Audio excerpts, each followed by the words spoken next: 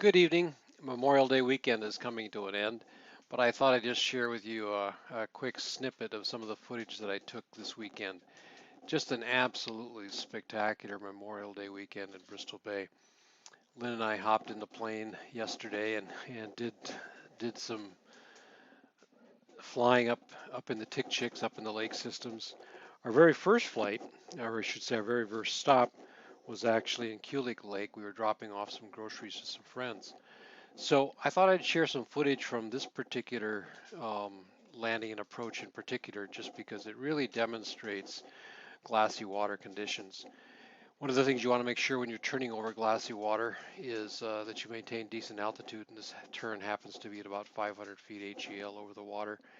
But you can see how the mountains and the clouds are almost perfectly reflected into the water, and that's the very first sign of obviously extreme glassy water conditions. Um, Again, just an absolutely gorgeous day.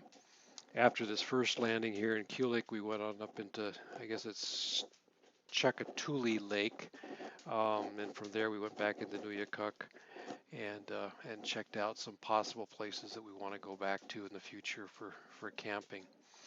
But anyway, here's our approach. Our friends that are camping up here, camping on this first point up here to the right, just around the corner.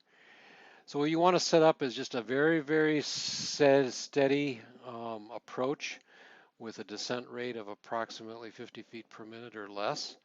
For the most part, you're on the gauges during the final approach because you really can't make out your depth perception. Again, just see how the clouds are perfectly reflected in the water.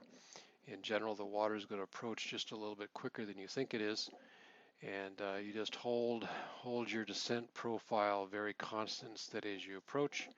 Here, I'm just about ready to kiss the water. Boom, hit just a little bit hard and fast, bounced a little bit, but again, you just hold your attitude, and she settles back down. Um, Again, as you can see, you know what an absolutely gorgeous day. How ironic it is that as a float plane pilot, what you're actually looking for is a little bit of wind, just enough to kind of create the ripples on the water that allow you to have the depth perception.